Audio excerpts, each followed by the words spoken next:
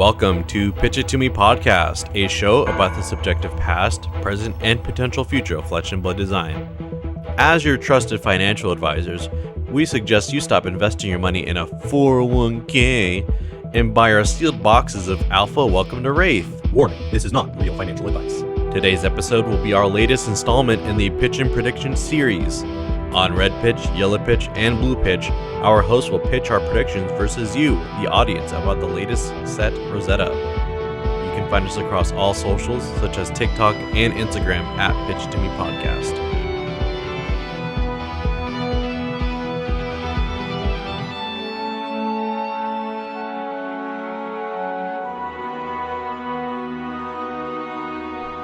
I'm Joel. I'm Clark. And I'm Buzzy. But, Joel, what do I do if I have a Roth IRA? Get rid of it. Oh, man. Only Flesh and Blood from here on out. Just think of it. You max out a Roth, I think at $500 per month. One box of Alpha Welcome to Wraith is $2,100. Wow. So if you buy two of those, that's like, what? That's like your entire year of investment right there. Yeah, exactly. More investing is better than less investing. Exactly. Yes. And you can spend a lot of money on cardboard. And if you crack it and get something really good, that's like triple your You're investment. right. We should be opening all of our sealed boxes Yeah. of Welcome to Wraith. Yeah, exactly. See, if you just have money, you just keep investing, you know? Until you All right. don't have money. Wait. Literally how some of those financial advisors think people are like, how they need to plan for Yeah. the future. It's like, if you just don't buy food, and if Yeah. you just live out of your car, but invest in the stock market, Yeah. you'll be fine. Or my personal favorite, if you just go to the bank, get a $700,000 loan, buy a 1,200 unit apartment building, who are you talking to right now, my guy? Whoa, there was a step there that we kind of blew past. That's what I'm saying. All right. On today's episode, we are continuing on with our Pitchin predictions. This is a seasonal tradition here at Pitch It To Me podcast. Every time a new set is on the horizon, LSS likes to tell us a little bit about it. We like to pretend we know the rest before it even comes out. We're going to tell you what we think the rest of the set could look like. And this time, we have a little bit of extra bonus material because we got our Discord users involved and they sent in their predictions for filling in the holes of the rest of the set. Oh, and we're excited yeah. to share all of that with you today. Yeah. Does it feel like they're showing us less and less per set? Like, it's less and less at the very beginning, but then they show us more as, like, a little middle section. Because, like, Bright Lights was perfect. Bright Lights was like, hey, crank. And we're like, what the fuck is crank? And they're like, I don't know, figure it out. No, actually, they showed us very little on Part the Misveil. Yeah, part the Misveil, there was, like, nothing, and then, like, everything all at once. Yeah. Yeah, because they So- gave us like all the details after a Pro Tour. Yeah. Which is kind of like this one. Like almost nothing, and then like a Pro Tour happens, and they like want to build up the hype for the game in general during these big Pro Tours that are supposed to be the pinnacle of Flesh and Blood. Yeah. Let's talk a little bit about PT Amsterdam, because that just happened this weekend. Did you guys engage at all with PT Amsterdam? Watch any of the streams? Follow anything online? I thought it was really cool who won. It was an off-meta hero. There was only Yeah. like 2 of that hero in the event at all, which is crazy. So I watched this really like underground stream on, was it Tuesday, regarding the PT Amsterdam? So I'm pretty caught up, yeah. Oh, yeah. I did a little bit of a stream. We missed last week's episode, and so I did a little live stream. We only had like a max 8-9 concurrent viewers because we advertised it like noon the day of. But I mean, shout out to Clark anyways for putting on a stream. yeah, it was fun. I have lots of things to improve for next time. You guys want to get into the episode?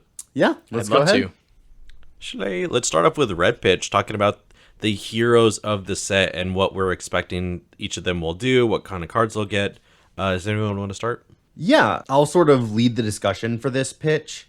I sort of, in my organization, I broke it down by the 4 different heroes. So we'll just talk about like all of the concepts for each of the heroes in order. I kind of want to start with Verdance. One, because I think she's a hero that we've seen a lot of, but there's still a lot of big unanswered questions about her. If you haven't been watching spoiler season, Verdance is an elemental wizard hero with Essence of Earth. And if you have 8 or more Earth cards in your Banish Zone, Verdance gets, whenever you gain life during your turn, you may deal 1 arcane damage to any opposing target. So she's rewarding you for having Earth cards in your banish zone and gaining life.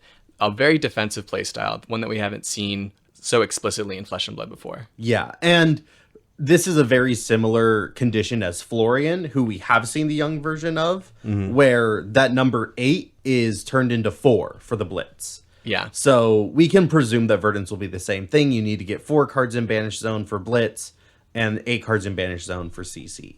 So yeah, definitely defensive. A lot of game life. We've already seen some Earth cards that make embodiment of Earth tokens, which allow all non-attack action cards to block for 1 more value. And in terms of Wizard, where with Kano, we have seen them run essentially nothing but non-attack action cards that block for 3. We can presume that Verdance is going to be blocking very, very efficiently and gaining life. I'll start off with the predictions. First, I'll just go over the playstyle. And I think it's a little hard for me to think about like the specific cards that they'll be using just because Earth Wizard is so innovative and we haven't seen anything like it before. So it's a little bit hard for me to imagine anything like that. To start off, I think she'll be focusing on like the big arcane spells. Obviously, because Acilio looks like he's going to be like the go wide strategy with a lot of instances. That makes sense to me. And we've only seen, I think, Pulsing Aether is the only like big source of arcane so far. It's like a 1 for 5 or 1 for 4, excuse me. Yeah. But I think just because her specialization is blue and with her hero ability requiring 8 Earth cards in Banish, she's going to be going to second cycle or even third cycle a few times. So I imagine that she'll be using her superior pitching power with Earth and Wizard in general for these large arcane spells. Yeah, I can definitely see something like Channel the Millennium Tree, which at the start of your turn gives your next source amp 3, and then melding that Pulsing Aether life card, you gain 1 life, which will deal 1 arcane, amped by 3 to 4, and then the Pulsing Aether will come in for another 4. That feels like a very efficient turn for her. Yeah, that's pretty good, actually. Yeah, so 2 resources and like a source of 4 seems very much in line with kind of how we expect Verdance to be playing. Definitely. Yeah, the Millennium Tree card looks really sick. Amp 3, once per turn. There's a lot of potential there. Amp anything more than 1 scares me. Oh, yeah. Yeah. One other thing, and I want to give you guys like maybe 10 seconds to try and figure out why I think Snapback is going to be really good in Verdance based on her hero power or anything like that. What do you guys think? I'm assuming that it's just going to be like a free source of good arcane damage, and that's like always going to be good in Wizard, but like she is especially going to have to be playing defensive cards that probably won't have go again, and still being able to have to present some damage with Snapback, which allows itself to be cast at instant speed if you've played another non-attack action card, seems important for her. She needs to be able to do something defensive, but then also still present a little bit of damage. How about you, Fuzz? Snapback is really flexible, especially in a deck that has trouble getting go again. So if you're not planning on playing a lot of cards, Snapback is at instant speed. That's like Wizard's equivalent of go again. So being able to be flexible on whether or not you want to block or use your entire hand is Snapback's strength. And I could see Verdance playing really well into that. Was that what you were thinking? Kind of. Well, you both hit the nail on the head. I'm just going to spit it out. So I think Snapback is going to be really strong in Verdance because unlike Kano, Icelander, and Acilio, she doesn't have any way of playing multiple cards at instant speed. Like Icelander had the Arsenal, which was a step down from Kano, being able to pitch any blue for another spell on top. And Acilio is going to be playing a lot with instances, which can be played at any time. So if Verdance is locked into action cards, then she's going to need some ways to do instant speed stuff. And she also has 40 life, which is something we haven't seen in Wizard yet. She's going to actually have to play in the action phases like every other hero. Yep, exactly. So that's why I think Snapback is going to be really strong. Or some type of Earth Wizard equivalent. I think that'll pop up for sure. Yeah. Do you think they're going to reprint it? No, I don't think they'll reprint it, to be honest with you. All right. And then the last card I was thinking about a lot, I've already said it in the Discord, it's pinned. And I don't know what embarrassing thing I'll do if I'm wrong, but I think Gazy Ages is actually going to be really cracked in this upcoming set. I don't know why, but I think it is. The reason it's pinned is because I think you're totally wrong. Yeah. A lot of people do. Yeah. Well, because, like, I think both me and Fuzzy haven't quite seen the payoff for opting. Like, Kano has this very clear payoff of playing the card off the top. But, like, we haven't seen that in the other two heroes. So, like, Gazy Ages, it's like, yeah, you get value and then the blue back to hand. That's dope. That's great. But like, what are you doing with that value? What are you doing with the odds? Yeah, I want to let Joel explain himself, but I think Gaze the Ages is really strong in 3 conditions. First, you're playing other wizard non-attacks either as instants or with Go Again. Second, you're able to quicken the Gaze the Ages to give it Go Again or as an instant. And third, you have to be able to do something with the opt, like Clark is saying. And that's very specific. All 3 of those things are things that Kano loves, but I don't know that Verdance is going to do all of that. Yeah, I mean, you kind of just argued for me. I think those are the exact reasons why it'll be strong, especially if, you know, Verdance does get her instant speed stuff. I think Gaze the Ages is going to be super clutch, and the fact that Earth and Wizard just need a lot of blues. I mean, just with the Millennium Tree alone, I think being able to pitch a Earth Blue for that and then play Gaze the Ages after like another Wizard attack, like or with your specialization, I think there's a lot of cards like we still need to see from Verdance to get a little bit more evidence if, you know, Gaze the Ages is going to work. But I think there will be a non-zero amount of cards that'll make it work. All right, let's go ahead and move on to the weapon for her. Fuzzy.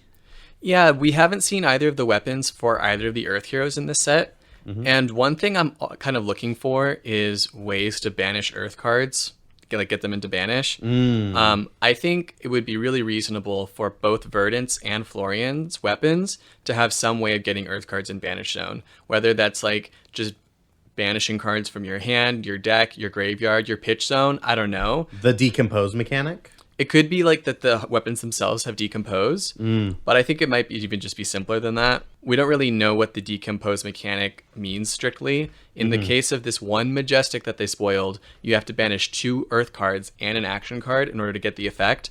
I don't know if every card with decompose is going to have that same requirement, or if it's going to have the same payoff of like having both players tuck a card to the bottom of their deck. But we'll see. Yeah. I'm not saying the weapon's going to have decompose. I'm saying it's going to banish Earth cards. I'm not going to say it has Go Again, but it's going to give you an action point back. Yeah. What I think is that I think Verdance's weapon will be a traditional deal arcane damage staff. So we saw with Kano a staff that amplified the next damage that was dealt. And then we saw with Icelander, the next wizard that they printed, a traditional just deal damage weapon. I think that pattern is going to repeat for the next 2 wizards here in Rosetta. And we've already seen Auxilio's weapon, which amps. So I'm expecting Verdance's to be just a strict deal damage. Again, maybe it could do something at instant speed if you've already cast a non-attack action card. Again, kind of helping with that issue of not clearly being gated by action points a little bit more, being in Earth. So with Auxilio kind of being a Crucible of Aetherweave variant, the Kano signature weapon, you're saying that Verdance's signature weapon might be a Waning Moon variant? Yes. It will focus on just dealing arcane damage. It won't be an amp or anything that will increase damage or gain life or nothing like that. I think it is just going to be like deal arcane damage. Sounds good. Maybe it'll be an instant if you gain life. Maybe that's how it'll work. Oh, that's cute. Yeah. Throw in that little idea. Make it a little extra specific. Clark, there's something else you wanted to talk about? Yes. So I noticed that with the heroes, there is a Majestic Meld card for Florian. This is Thistle Bloom Life. And for Auxilio, which is Null Shock. Why are there only Majestic Meld cards for 2 of the heroes? I think they're going to complete the cycle, and there's going to be a Majestic Meld card for Verdance and for Aurora. I would agree with that. We're approaching Ground Fruit, but I do like it, and I'm very excited to see what they come up with. I'll get a little bit more specific for you.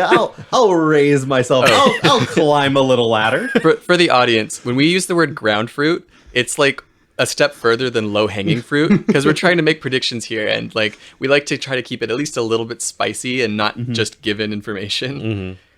For Verdance, it will be deal arcane damage equal to how many times you have gained life this turn. That is my prediction. So it will have life on one side, and then deal X damage, where X is the amount of times you have gained life.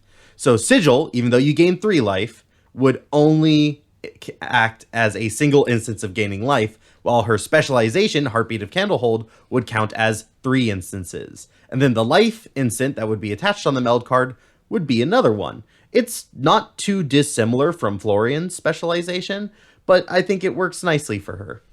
Okay, I'll give it to you. Yeah. Except based off of instances rather than the amount of life gained. Yeah. Sure.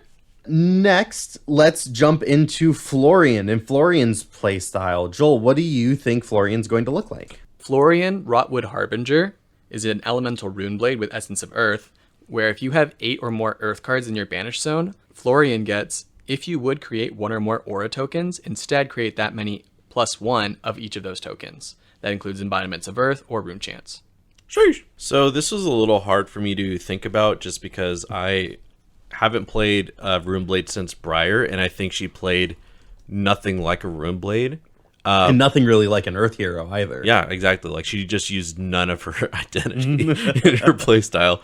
But based off of Germinate, I think Florian's going to be the new Rune Chant stacker and probably do it better than Viserai. Absolutely. Just because, like, being able to gain life, which is something that Viserai would really love, I'm sure, because, like, he has more Rune Chant generation, but being able to be a little bit more tanky, a little bit more resilient is probably going to be the better way to play this, like, archetype, I guess. Totally agree with that. He's going to be Rune Chant stacking. Also, I think this might be sort of ground fruit, but I was just looking at, like, the flow stuff, like how you pitch Earth cards or Lightning cards to get a bonus effect.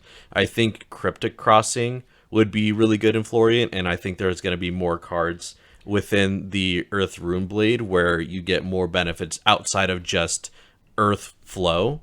Earth Bond. Earth Bond. Which is if you've pitched an Earth card, you get an additional effect. So I think that'll be like the limited version, and I think there will probably be a stronger like slew of Majestics with that pitching mechanic. So pitch matters. You think Florian will be built around pitch matters. I kind of like that because we will see the Cryptic Crossing design built upon, but I think the Cryptic Crossing design was actually really bad and kind of a failure. Really? I don't know if they're going to return to it. I'm going to make the prediction that Runeblades will not care about pitching or playing non-attack action cards as a condition. Ooh. Because we see with Lightning Flow, which is what they released in the Aurora First Strike decks, they just care about you playing a Lightning card first. Even her weapon, too, just specifically says Lightning. Just cares about playing Lightning cards. I think if they turn Runeblade into, like, you have to have a conditional card played, that could be interesting, but I don't think it's going to be non-attack action cards. And you mean in the context of this set, right? Yes. In the context of this set, Florian and Aurora will not be built around playing non-attack action cards. They won't have that constant condition like we see on a lot of other Runeblade cards. That would be a departure for sure. Yeah. Now, they will still want to, because Revel and Runeblood's a gas card, and you're not going to want to leave that on the table. In CC, yeah. Yeah. But I think it's not going to be the focus of their design. In the set. I would love to see that. A little bit of iteration on Runeblade. Yeah.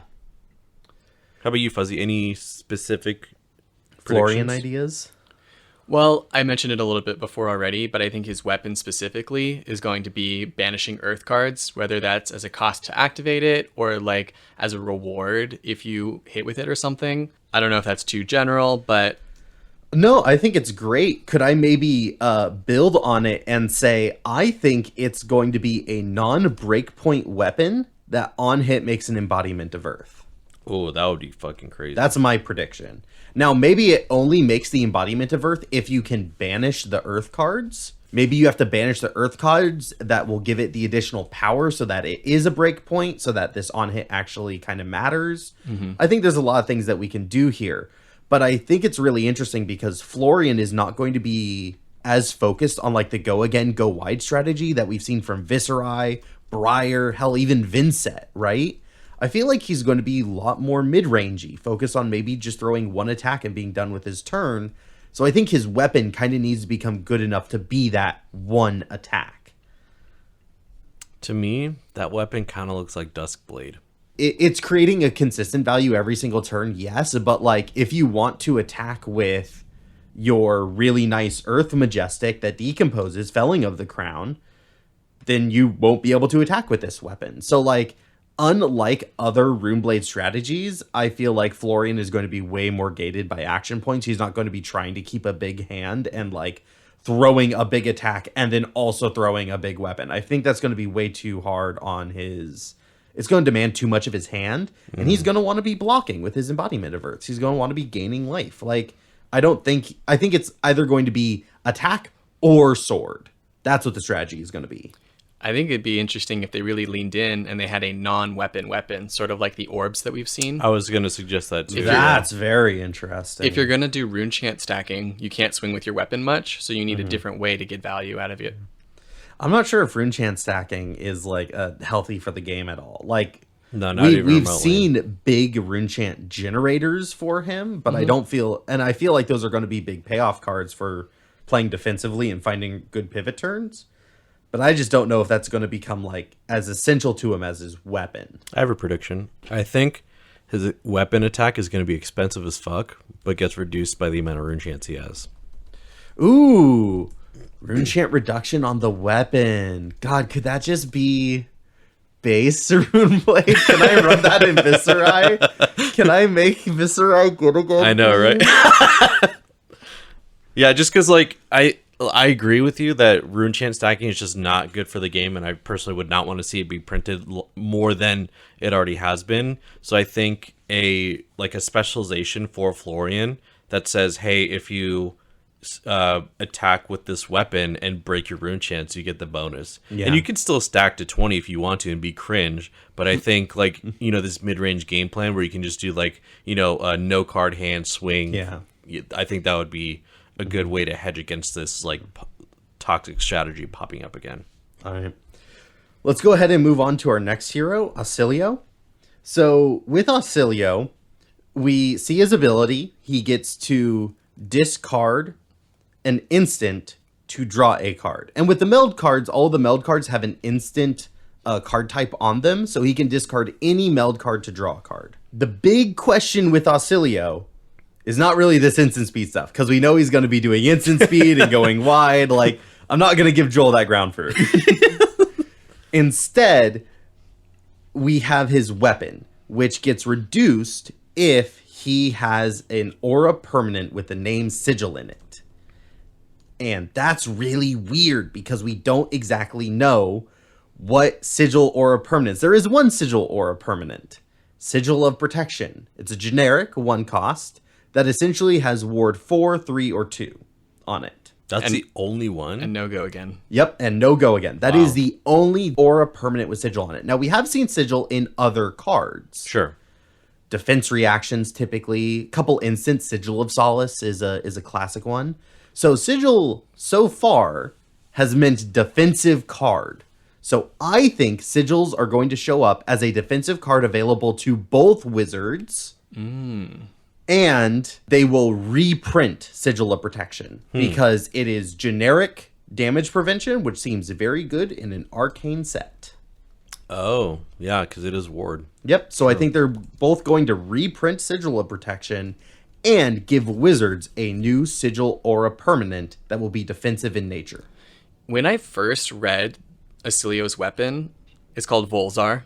My first reaction was that these Sigil Aura permanents would be tokens that are made kind of like Frostbites used to be made in Tales of Aria, but they would be like lightning wizardy versions of them, maybe that deal damage. But then like went back and forth. I'm like, no, I think I'm going to stake my claim that like they're all going to be main deck cards and there's not going to be any tokens. But it kind of sounds like you're already taking that stance. So I think I'm going back, baby. For the pod, I'm going to predict that most of the time, the sigils that Volzar is looking for are tokens that are created by other lightning wizard cards. Yeah, I mean, that's fair. For me, the main reason why I think sigils are going to be a lot more limited is because it costs 1, and if you control a sigil, it costs 1 less. Yeah. So I don't really see him making a lot of sigils because there doesn't seem to be a reward for making a lot of sigils. It kind of expects you to have 1 sigil to use your weapon for free. I could see that. We can move on a little bit to his playstyle. We've already talked about Ausilio being the go wide wizard. This is where we get to talk about some of our Discord predictions. So Old Barnacle says that Ausilio is going to be built around Brainstorm as a win condition. He seems to be very focused around drawing cards, which you see both in his hero ability as well as on Channel Thunderstep, which says the first time you deal damage to an opponent, draw a card. So it's going to be about the drawing cards, baby, and dealing little pings all the way through there. Yeah, there's some fringe Kano decks that are able to basically OTK by using Brainstorm as a win condition, Old Barnacle thinks that Acilio will be able to have some support in his kit that allows him to have that game plan, but better. And then our other Discord user, N21LV, says that Acilio will have a way to play instants from the graveyard. They probably looked at that ability to discard instants and said, no, you're not just going to waste that value. Acilio will have some other way of getting that value back by replaying them out of the graveyard. That makes so much sense, but it's still so cringe. I would hate to have a wizard like that. It would is, I mean, like maybe if it's on like a single legendary card that you like get to do once, maybe it could work out. It's not like this is a hero ability. Yeah. There's a card, Plume of Evergrowth from Tales of Aria, that does let you grab instants from your graveyard and put them into your hand. So like if Acilio was an Earth card, he literally would already have this ability. That's how close it is to being a reality, is he just has the wrong talent. So I could see it printed where like there's an equipment that allows him to recur an instant from the graveyard. I can totally see it happening. Yeah, so thanks Old Barnacle and N2O and LV for your predictions. For our last hero, Aurora, a lot of the wind got taken out of our sails. The day that we went to record this podcast, they released the first strike decks. While it was awesome and gave us some great information, it revealed Aurora's weapon and probably her main playstyle, this mechanic of lightning flow. You get to play, as long as you've played a lightning card in the turn, all the following attacks with lightning flow on it will get some benefit. And can I say that's a really beginner-friendly mechanic? Like, it just tells you, hey, play these cards first. A lot easier than Fuse, where, like, you get to keep the card and you have to figure out to get the action points lined up. The first strike deck's actually, like, really fun to play from a really, like, beginner-level standpoint. Like, the numbers are tuned down, so they're not as strong as normal Flesh and Blood, but, like, I think it'd be really fun to just jam those decks and, like, have some fun lightning and earthing.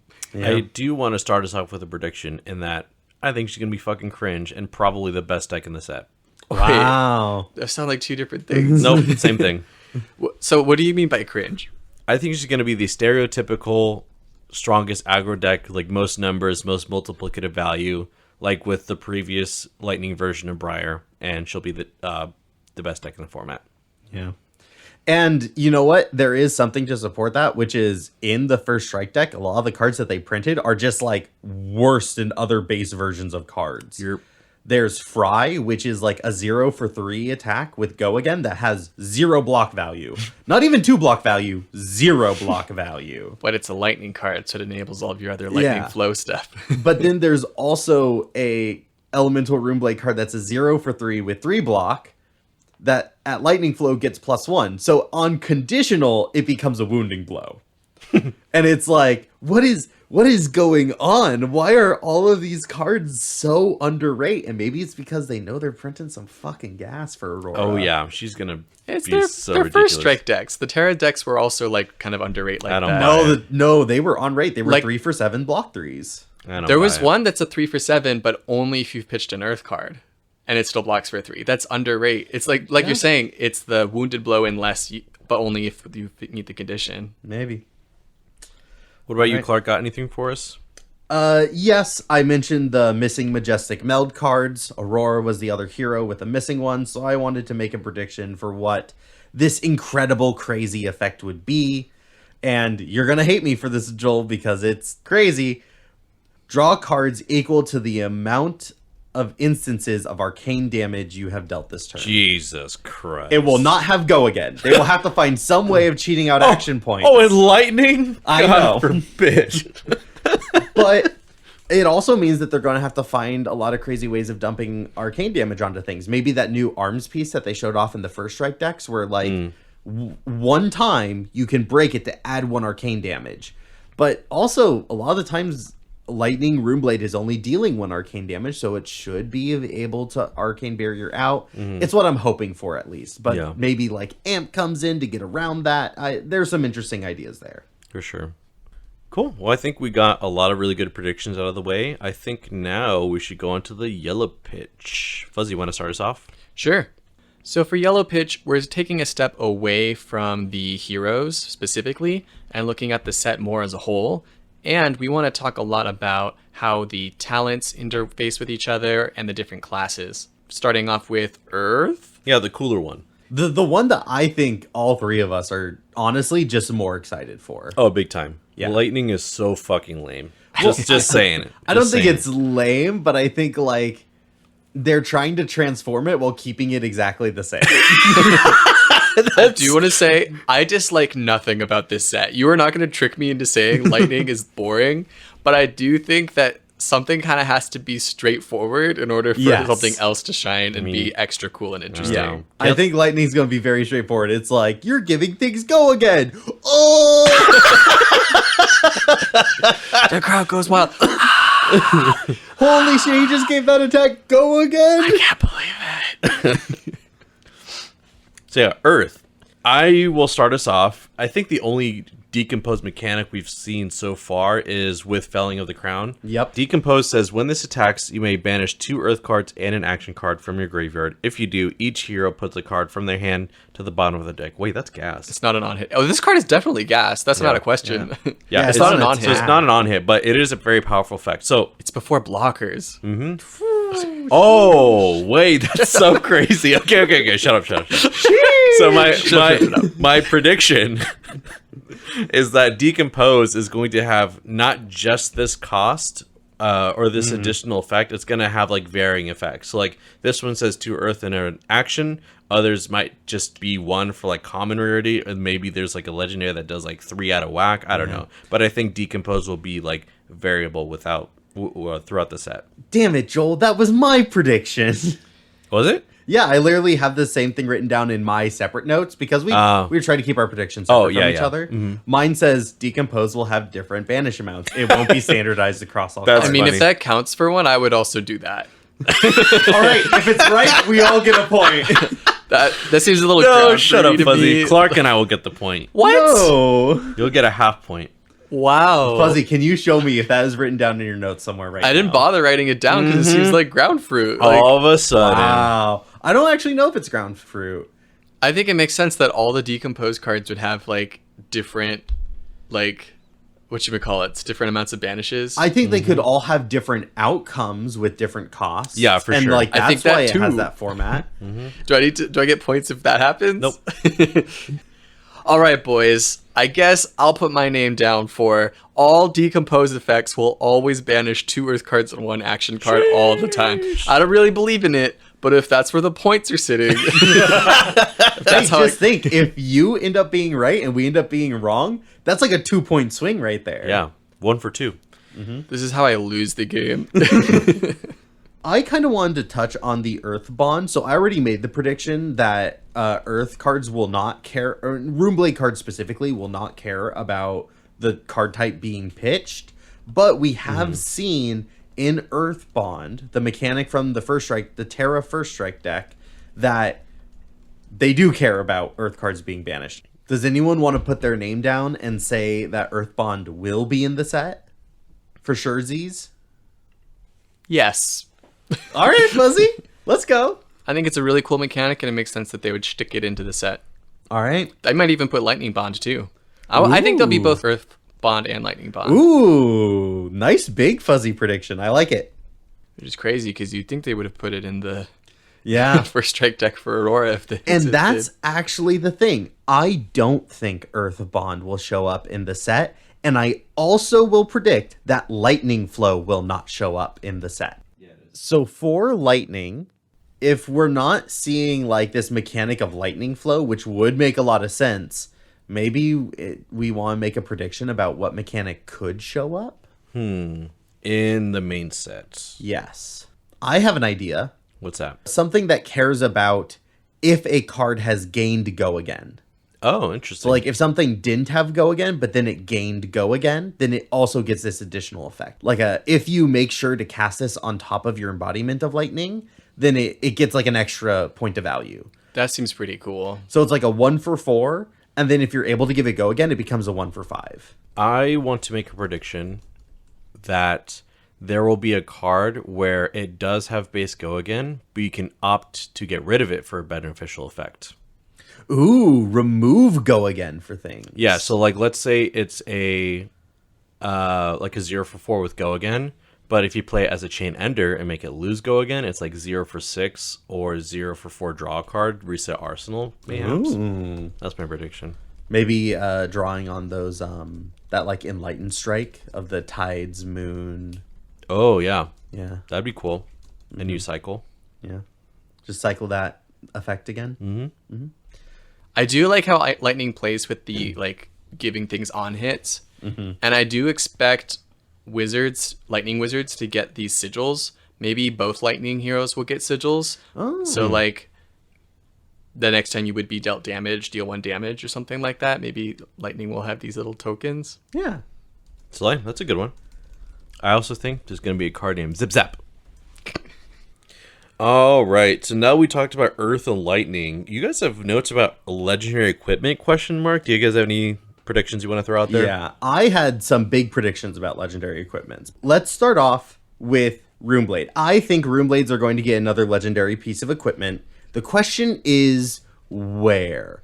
They probably don't want to take away Grasp of the Arcanite in the arms, and I don't really see them wanting to contest anything with Spellbound Creepers in the legs. So we're looking at the headpiece and the chest piece. And I think they're going to go for the chest piece. So, one, they've kind of already put a little bit of contention in that specific armor slot with Dyadic Carapace. Yeah, that's what I was thinking of when you mentioned chest piece for sure.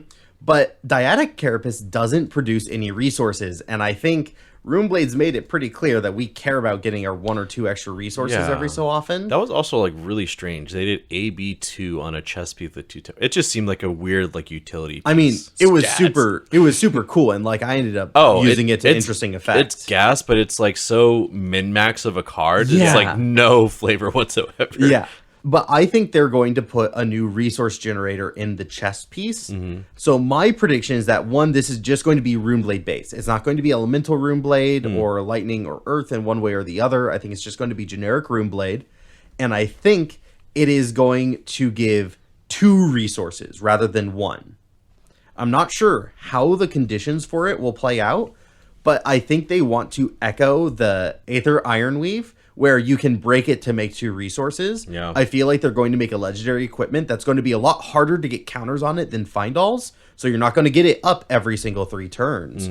But once you're able to get it up, you get this bigger payoff of 2 resources, and it's going to help Runeblades facilitate those bigger, higher damage turns, where I think they've been outpaced in the aggro category by Brute and Ninja. Yeah. Like, I think it's harder for Runeblades to get those bigger damage numbers that they used to be able to get, Definitely. especially as consistently. So I think they're going to add that by giving us a repeatable 2 resource generator in the chest. Cool. I think that sounds a little off the mark, so I'd be really surprised and impressed if that's what they do. I think it's much more likely we'll see like a Rune Blade headpiece. It's the only one that we don't have so far, so that's what I'm gonna put my name on. Like, I think we're gonna see a Rune Blade legendary headpiece this set. What is it going to do? I don't fucking know. Damn. I think it's going to be the crown. The crown that's felled. Ooh. Oh. Like the Earth Runeblade specifically, like it's going to be like the Eternal Crown. Because like they got That rid would of... be Earth and Lightning. Because it's for Candlehold. It's the Crown of Candlehold. Oh, well then maybe like elemental or something. I don't know. Maybe Ooh, an base elemental elemental. Rune Blade crown. That's interesting. Because like they got rid of crown of seeds for a reason. So I feel like they have to give Verdance and Florian something. And if they want to be super flavorful, give it to Alcelio and fucking what's her face? Aurora. Too. Yeah. That's interesting. You know, Aurora does have that like princess vibe that's like doing the adventure, but then will like come into royalty Yeah. kind of idea. Yeah. So like, Full circle RPG type shit. yeah, very much so. I kind of like that. It's a crown that maybe like Florian will hold on to it while we're in the decomposing, but maybe once everything is reborn, it'll go to Aurora. I Story-wise. love that. All right. And moving off of Rune Blades, let's talk a little bit about wizard legendary equipment. So, what kind of wizard equipment might we see? Discord user Gorganian Granola said they have some spicy hopes that Verdance will get a chest piece that is life gain related and really ties into her second phase in a way that gives it an edge over Tunic. And I would agree. I think that'd be really badass if Earth Wizard had like a life gain chess piece. I'd kind of want it to be a little bit expensive, kind of like Grasp of the Arcanite costs at least 2 to make one rune chant. Maybe it costs 4. Dun-dun-dun. To gain like 2, Yeah. maybe. That's interesting because this would be like one of the first big chess pieces that doesn't interact with resources at all. And like, if it's going to upset Findalls, it kind of needs to do something with resources. Yeah. In a way that's like synergistic and more valuable than Findalls. I would be really curious to see what they do with a Earth Wizard chess piece, because I think they already have. Alluvian Constellus is pretty sideboard. I'm excited about this idea. Sick Discord handle, by the way. Mm-hmm. Yeah, Earth Wizard and Lightning Wizard have opportunities for some really interesting equipment because we haven't seen that combination of talent and class ever before. Runeblades can't say that. They had an opportunity for some cool stuff. And we got Shock Charmers? Question mark? Oh, Heart of Ice. Oh, Heart of Ice. Oh, wait, no, that wasn't. Anyways. Yeah, they didn't make any specific class talent combination legendaries in Tales of Aria. So there might not be any specifically Earth Wizard legendaries or like Lightning Wizard, Lightning Runeblade legendaries. It might not be specific to a hero. It might be either on the talent axis or the class axis. Slay. I think it'd be really cool if there was a legendary equipment that banishes itself and its Earth. Ooh. Instead of destroying itself. I don't know what the payoff would be, but the cost would be banish this Earth equipment and it would give you some reward. I think that'd be a really sick way to get those Earth cards in your banish, start turning on your hero abilities, but also like give you whatever other payoff they're looking to do. Can I do a low-hanging fruit? I don't think this is ground fruit, but I will acknowledge that's low-hanging fruit. There will be a legendary equipment with Guardwell again. Okay. Ooh. Yeah, we just saw it printed for the first time with Balance of Justice. I could definitely see them wanting to explore it more. Yeah, like they just did this. It seems like legendary or majestic is kind of the place where it has to exist. I think it would be pretty hard to put it on a rare equipment. And like, I feel like they're going to return to it. It's probably going to be either for rune blades or generics because they don't really want to give wizards block value in equipment, it seemingly. And then I have a big prediction for the generic legendary. Every single set, they seem to make a generic legendary.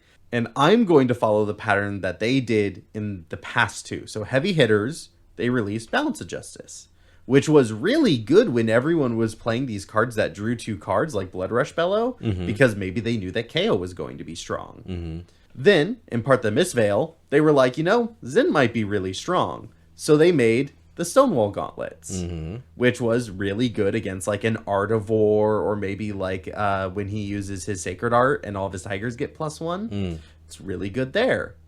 So I think they're going to make a legendary equipment that will have arcane prevention on it. And it's going to be the most expensive card in the set. I fucking hope so, man. Because it's generic, everyone can run it, and it's clearly going to have a very powerful ability to prevent arcane damage. Yeah, this will be the first innovation on arcane prevention, or after Arcanite Skullcap and the Null Rune set. So that'll and be the Spell Void set. Oh yeah, like the Spellfray stuff, sure. Yeah, the Spellfray stuff. So I don't know exactly how it's going to show up. There's been a lot of conversation about like a new mechanic or like different mechanics about preventing arcane damage. So I'm not going to say whether or not that will be on it, but I will say that legendary equipment to deal with arcane damage. Sure. Cool. In generic. Cool. Well, I think we covered about all the predictions for Earth, Lightning, and some legendary equipment. Shall we move on to the last miscellaneous section? Question mark? I think so. Cool. Clark, why don't you start us off? Sure. So in this miscellaneous section, one, we're doing it because, man, it's so hard to get 3 pitches when we just want to make a bunch of predictions about the set. Yeah, it really like is. putting ourselves onto topics is almost too limiting. So miscellaneous, it was a great idea from Joel. We'll just toss all of our chaff in here. My first little miscellaneous prediction I want to make is that there will be attack action meld cards.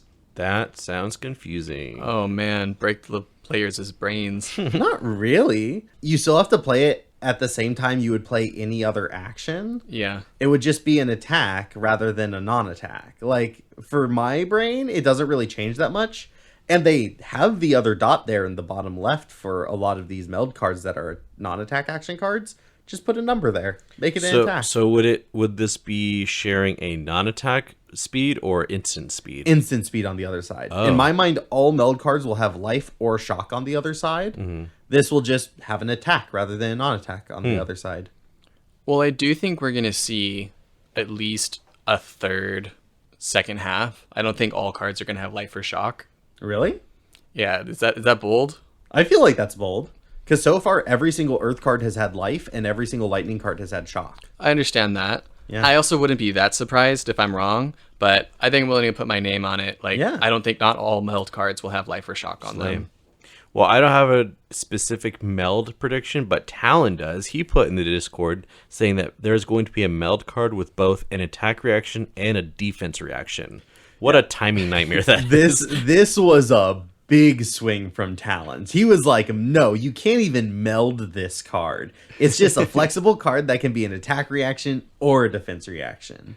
I actually really think that's sick. I don't know how they're going to do it or if it's even possible, but I think it's a cool idea. I mean, it's definitely possible. You just can't actually meld the card. And you can't block with it either. You have to play the D-React because that's how D-Reacts work. Yeah. I think like a D-React with an instant would be pretty cool. I could see that happening. Oh, it could be like damage prevention. But that's not what Talon is saying here. Nope. Talon says attack reaction one side, defense reaction the other side. Yeah, no matter what other way, it could be very easily simplified. That's what Talon wants. You want to talk about swinging for the fences. All right. Well, I am going to go next. I think in this set, there's going to be heavy hitter token generation, like Take It on the Chin. So I think there's going to be like a cute little damage prevention for Earth. 'Cause we've already seen it in the first strike deck, and I'm hoping they iterate it a little bit and make it. I mean, maybe they even do like a Oasis Respite type thing and give you a embodiment or of Earth or Lightning or something like that. And maybe this could be a way to get your sigils out too. I don't know. Damage prevention making one of the embodiments on damage prevention? That sounds great. That sounds very much in line with what the design philosophy has been for LSS. And it's such a cool card design. It worked so well, and it fixed a lot of the issues that Warrior had. And I think Brute will probably use some, like maybe Reinhardt, I don't know. But I don't know. I really like it, and I would like to see more of it. I totally agree. Good call, Joel. That's a sick prediction. Thank you. Also, I noticed that there was overpower in the first strike deck for Terra. And so, because I don't think any of these cards are going to show up in the main set, I think there's going to be no overpower in Rosetta. And I think they're going to do more defense reactions and dominate. Because I keep thinking about when you, Clark, brought up Brian Goes, I think it was like a TED Talk or Dev Talk. It was the Dev Talk at PTLA this year. Yeah, that's what it was. And I just really like the fact that Brian Go just said straight up, block and overpower are going to only ever be in the same set together, and dominate and defense reactions will only ever be in the same set together, and they won't intertwine. So whenever I see one, I always think of the other. It's just like a thought pattern that just comes immediately when I see these keywords. Yeah, because we haven't seen any cards specifically other than in these first strike decks, right? We've seen block cards, but we haven't seen in the main set spoilers any D-Reacts, any dominate effects, any overpower, or any block cards. Yeah. And in fact, I would make the prediction that there's not going to be any of those four present. I was just thinking that. I could definitely see that too. Yeah. No defense reactions, no block cards, no dominate, no overpower. Can we go down that one together, Clark? Yeah, baby, let's go. Yeah, it makes sense. I think mostly I was thinking about like Lightning sucks at defense, so like a defense reaction would be kind of cute to add somewhere in there. Yeah, and it's not like they haven't given them to Runeblades before. Runeblades have two 5 value D-Reacts. Yeah, they're insane. Yeah. And maybe one of them involves sigils, and maybe one with Earth is like below rate, but it gains you life or some shit. I don't know. Yeah, I feel like the evasion in the set comes from the split damage. Since everyone's dealing split damage in some way, everybody has that weird pseudo evasion. Yeah. So Because don't forget, in Limited, Wizards will have to just run attack action cards. There won't be enough non-attack action cards to sustain a full deck. probably, Definitely. Almost certainly. probably, yeah. You want to put a prediction on it? Oh no, I think there's going to be attack actions, and probably not enough non-attack actions that Wizards can get away with running none of them. But like in Midwinter Cube, like that's a limited environment where it is possible to just like not run any. So this is weird. I would say a cube is a constructed limited format. Oh sure. All right. So I see some notes from y'all saying A/B substitute. Do you guys want to talk about those at all? So AB Substitute. There's been a lot of chatter online about how Arcane Barrier and specifically Arcane Prevention will show up in the set. This is the big Arcane set. So, like, are they going to revamp it? Are they going to keep it the same? Yeah. What are they going to do to it? Exactly, Clark. This is LSS's opportunity to do a little bit of redesign on the entire idea of arcane damage. I don't know if 100% of players would say that arcane damage is in a healthy spot right now. You have to run these dedicated equipments, what have you. Those equipments are only good against other arcane damage sources, and they do a very limited job of actually stopping a lot of arcane damage effects from happening. But they have an opportunity in this very arcane focused set for us to have some new ideas for what that could mean. Right now, there's at least two, if you count Arcane Barrier and Spell Void. But we might see another one, especially because I think LSS has said somewhere, I heard in the back alley oral tradition of our community, that like there won't be any Arcane Barrier in the set. So in Tales of Aria, there were no arcane prevention effects at a common level. There was Spell Void at Legendary, and there was the shoes that can only prevent 1 damage if you've already taken damage that turn. Other than that, there was no other way to stop Briar, for instance, from dealing arcane damage to you. Discord user Equinox does believe this will be a time for us to see a new form of arcane damage prevention, and I'm inclined to agree with them. It was something I was already kind of thinking about. I will say, Equinox, if you guys like don't follow them on Twitter, like do, because they can be prophetic about this game. When they speak up, they know what they're talking about. Yeah. They're low-key a genius. And of course, I'm on the other side. I'm saying that there won't be a new arcane prevention effect. That is my prediction. I think LSS thinks that maybe they need to tweak it, but adding a brand new thing will... I just don't see how they do it without invalidating Arcane Barrier or Spell Void in a meaningful way. So I think they are going to not make a new one and simply iterate on what they already have. Well, I personally think invalidating Arcane Barrier or Spell Void would not be the worst thing in the world, especially if it's at a higher rarity. Like if we say Arcane Barrier is something that Commoner still uses because it's really efficient, but at like a rarer higher level or at like a majestic level, they choose to have other mechanics, I think that'd be okay. Because I don't think Arcane Barrier is that good, that well designed of a mechanic that they should be afraid of getting rid of it completely, especially as a backup option in case whatever this new thing is doesn't work. Same with Spell Void. Spell Void doesn't really work on its own right now anyway. It's really good in tandem with Arcane Barrier. But I actually like came up with a design for something that I think they could ship out. I don't know if it's necessarily what we're going to see, but do you guys want to like hear my custom idea? Sure. I call this Spell Drain. I don't have a keyword for it because I think it's too many words to keyword. I don't think it's worth it. But in my mind, you could have equipment cards with counters on them, and you remove a counter in order to prevent damage, but you can pay extra resources to put the counter back on in an inefficient way. It might start with a counter at the beginning of the game, and if you want to refill, it's going to cost you more than you would normally pay to Arcane Barrier. So in that way, Arcane Barrier is more effective, and it's reusable, kind of like Arcane Barrier, but you don't have to pay necessarily when you're using it. That way you can still keep your big hands. It's better than Spell Void in the sense that it's something you can use multiple times.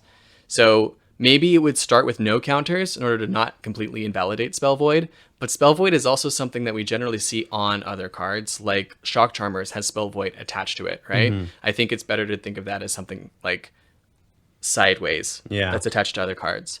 In my mind, the rate would be you can prevent the next 2 arcane with one of these counters, and you can pitch an entire blue to put a counter back on. So you're paying 3 for 2 prevention that you'll be able to use at any later time. And you can maybe store up to 2 charge counters on it.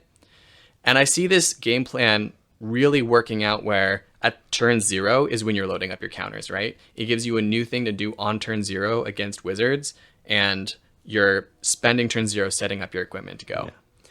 I think that wizards are really susceptible to fatigue, even with normal Arcane Barrier. I know that in the first competitive meta I ever played, I actually ran Viserai with AB4 to shut down the Icelanders. And a lot of Icelanders were actually really surprised at how efficiently I was able to not take any damage from them. They were really relying on their attacks to actually get any damage through on me. Oh, yeah. I think that this would be way too much. A blue for 2 prevention that you can stack essentially means that like you just let yourself get to 20 damage and then you never take damage for the rest of the game. Like you just let all the damage leak and you just don't play the game. You pitch every single blue that you ever see into it, even your yellows and your reds. Like certain decks will obviously be able to use this better than other decks, right? Like Bolton and Dromai. Yeah. We're obviously not going to be able to use this efficiently, but like if this gets printed in Guardian, Wizard will never beat a Guardian ever again. It would be tricky, but it's less efficient than Arcane Barrier right now. Right now, Guardian can pitch a blue to get 3 prevention through Arcane Barrier. This would allow them only 2 prevention, but it's something that they can play with tempo. They can sacrifice tempo in order to put some counters on it, or they can gain tempo by spending the charges, and then they'll have to lose a bit of that tempo later by putting the charges back on. Mm-hmm. It might be busted, and maybe the numbers would need tuned. Like originally I was thinking like it costs 2 to put a counter on, but it prevents 1 damage and you can stack up to 2 counters on it. And this is just my model for like a potential way of dealing with arcane damage that is a little bit different of a gameplay pattern than Arcane Barrier and Spell Void. I think it's a cool, novel way of reimagining arcane prevention. So great job, Fuzzy. Mm-hmm. Let's move on to Fuse. Yes. I think that's one I was really excited to talk about. So independently, each one of us developed an opinion on Fuse. Let's say it all at the same time. Okay. 3, 2, 1. I don't think There's there's not going to gonna be be any any Fuse. Whoa! Wait, what did you guys say? I think you and I agree that there's not going to be any fusing in the set. Yeah. Which does seem a little crazy to me because there's these generics that are leaked that I think have a really cool gameplay pattern with fusing. I would love to play in a limited environment where they like reveal to me what card they have in their hand, and then I know to keep the right thing to target their arsenal, because a lot of fused cards go in arsenal.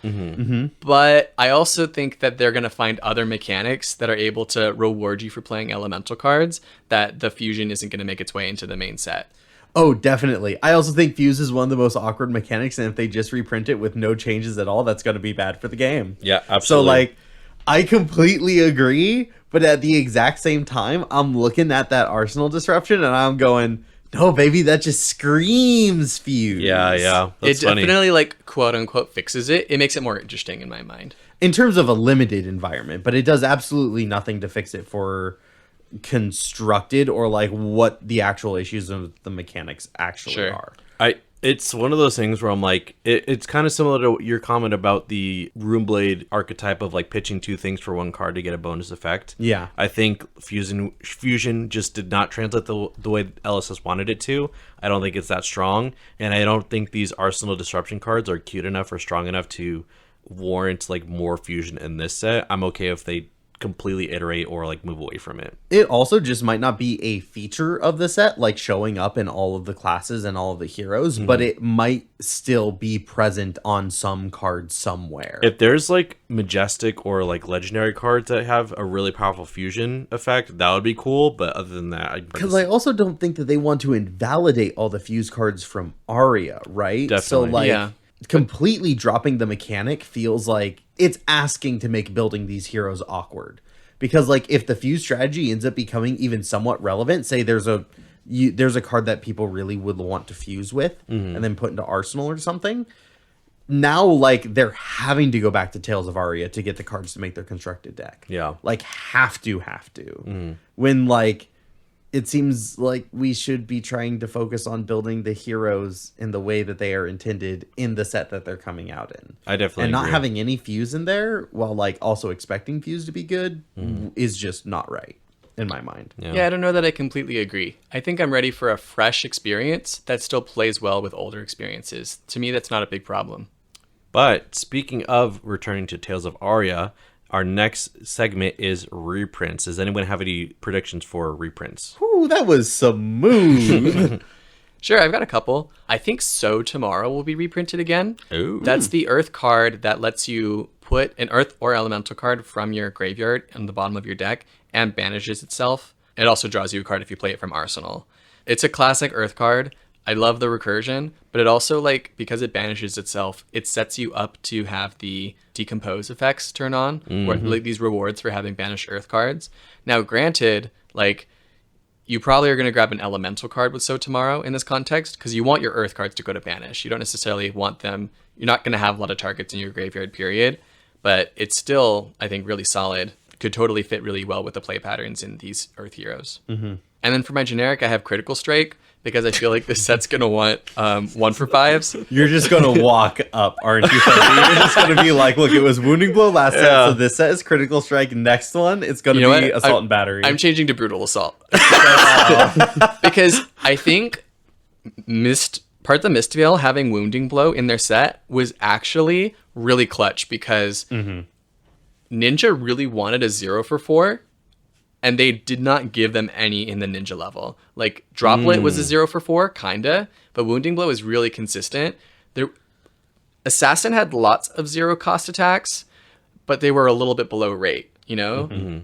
Wounding Blow actually fit a niche in part of the Mist Veil Limited that I kind of appreciated, and I think Critical Strike could do that, and I think Brutal Assault could do that, because having an extra 2 resources or giving that shit go again could, like, make some really nice cost curves line up. And just for the viewers, and also me, Brutal Assault is a 2-for-6, right? Yes. Gotcha. It's no effects, just 2-for-6, blocks for 3. It has flavor text, though. Clark, you like that? I do love flavor text.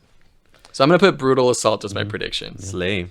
We also have a returning prediction from Discord user Gorganian Granola, who says that Rifting will be reprinted, that they want to see some Rifting action in this format, which is perfect. Yeah, Wizard shows up. Hey, what was that really great Wizard attack that was really good and limited? Rifting? Well, let's just slap that back on in here. I mean, that makes a lot of sense. We're not sure if they meant a card with the same effect of Rifting, where you can play your next non-attack action as an instant, or like literally Rifting the card, being the 2-for-6 at red that lets you play your next non-attack as an instant. Either way, what a deep cut. I love that. Yeah, for sure. And then I wanted to ask you guys, Oh? for class and generic, are we going to see elemental cards again? Because Tales of Aria didn't have generic cards. They instead had elemental cards, which were shared by all the heroes. And sure enough, all 4 heroes in Rosetta, all of them have elemental at the bottom of their card text. So we already know that we're getting some generic cards because they've been spoiled. But do we think we're going to get elemental cards? I'm really surprised we haven't seen one yet. Until you had said that, Yeah, I really thought we had. That's crazy. No, we actually. haven't. I think we will. I think it's ground fruit to say we will because they're still elemental heroes. Like, they could have just made it Earth Wizard if they didn't want to put any elemental cards in the set. Well, I don't know, because the previous Earth cards really synergize with it. And all of the previous elemental cards would be invalid. We wouldn't be able to run them in the new heroes.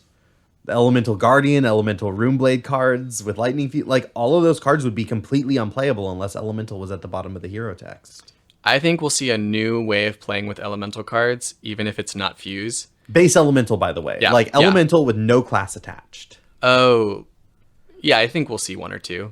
I'm going to say no, I'm also going to say no. just because Fuzzy said yes. I feel like the generic cards are telling us that like they want to print generics. And like, why would they make a set and then not print generics? Right? Like, if Elemental replaces generic, then they're actually just printing more cards just for these 4 heroes. And with the expanding hero roster, I don't think that's a valid strategy anymore. I agree. For Flesh and Blood. I I think agree. they have to keep printing generics because they have to keep supporting their wide hero roster. Not only that, but what I've appreciated in the past few sets is that they've printed a lot of generics to counter whatever is being printed. Yes. And I think that's something they didn't do enough of in specifically Tales of Aria. And I think as a whole, there's a lot of what went wrong in Tales of Aria that they are not looking to repeat. And I think not including generics is one of them for sure.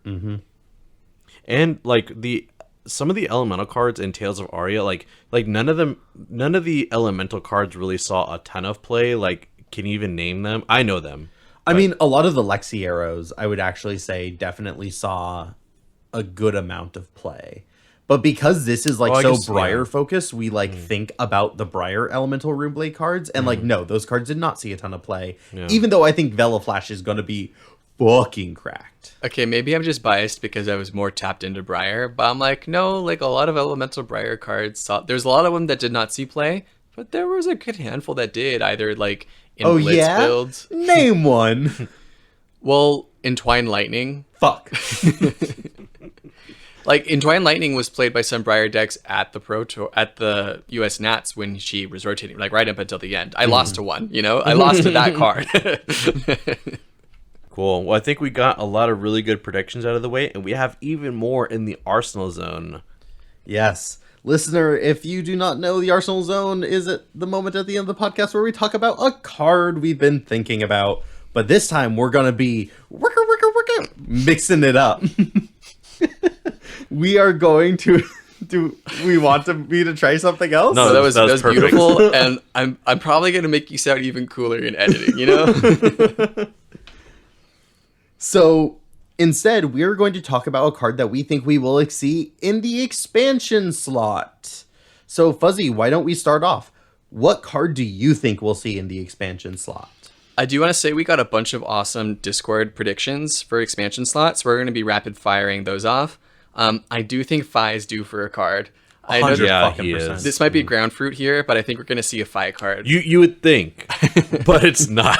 You know what? You would think, and we've been saying that for the past 2 sets. They're definitely going to print a Fi card now. They have to. Maybe it's like as soon as he gets a little bit more support, he'll be like super cracked broken again. I don't know what LSS is scared of, but I think he could really use a little refresher. Yeah. Maybe they thought that like the Tome of Imperial Flame was like technically a Fi card, but you have to have the crown. You have to run the crown in order to run that card. Yeah, and then not running pouncing links is just like you're throwing at bonkers. I made the prediction that they're going to print a bunch of equipments with Arcane Barrier on them for a bunch of different classes, especially classes that like haven't had them yet. But I felt like that wasn't specific enough, so I'm going to put a number on it. At least 3. Okay. Which feels like a big ask. Like 3 equipment, all of which have some form of Arcane Barrier or Spell Void on them. I think that's a pretty big swing. It's something that I think they could do. It makes sense where you're coming from your prediction, but it's definitely not a guarantee. Especially because they could just do that in the set instead of in the expansion slot. And I did also say that there would be a generic one, right? But I think that, like, the best Arcane Barrier support is the stuff that you want to run anyway. Yeah.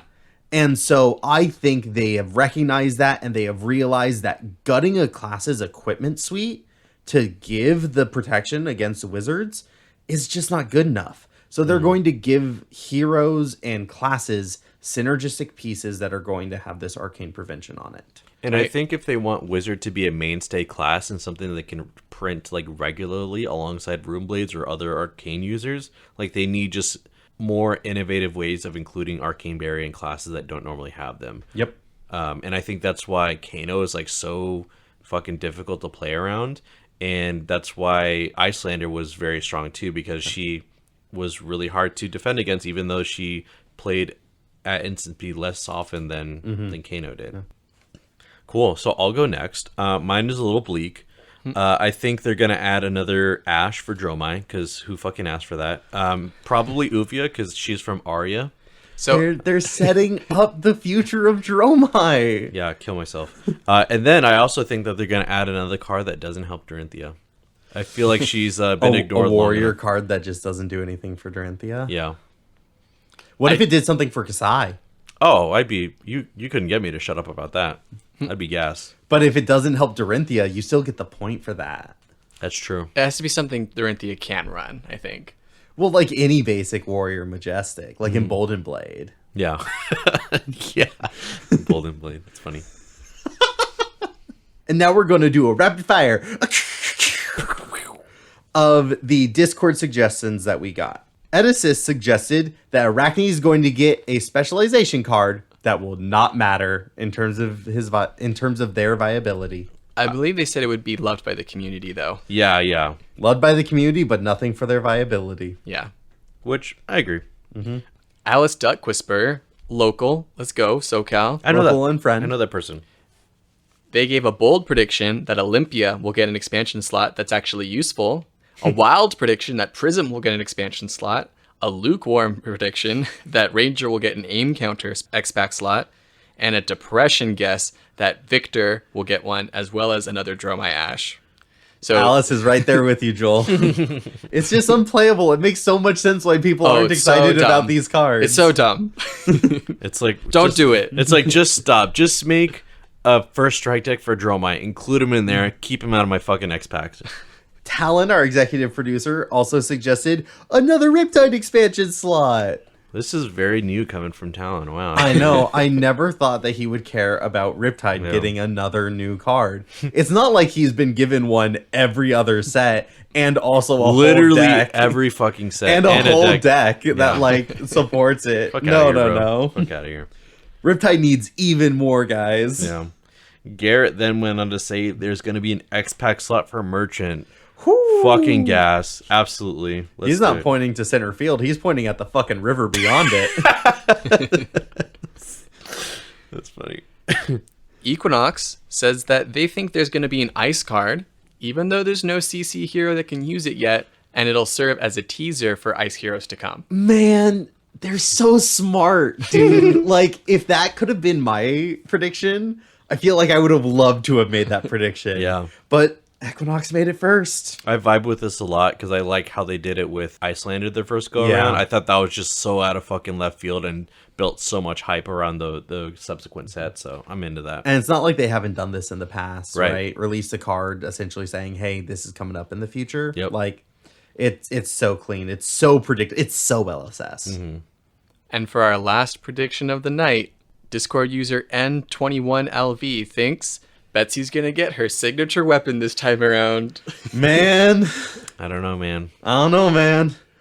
We want to believe, but we were beginning to lose faith over here in Pitch It To Me podcast. We're going to believe it when we see it. Yeah. I'm also just not sure if the weapon is the thing that she needs. So, like, Yeah. even if they print the signature weapon, I'll be sitting here like, does this move the needle for Betsy at all? I don't think it will personally. Yeah. I think like based on the roadmap with the whole master class or whatever the fuck, I think Betsy's gonna get disrespected a little bit longer and then she's gonna be really good later.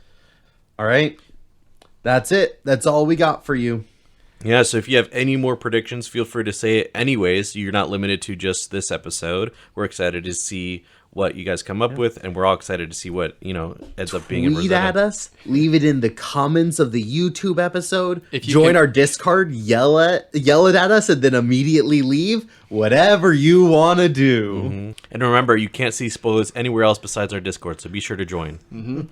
And we're going to rehash all of these predictions and see who did the best, whether it was one of us hosts or the audience, the Discord users, when the set is fully released. That's right. In a month or two, we're going to have another Pitch and Predictions rehash. So make sure you tune into that episode and see who won. Thank you all for joining us. We loved having you. So long and farewell. Until next time, guys. Bye. Bye.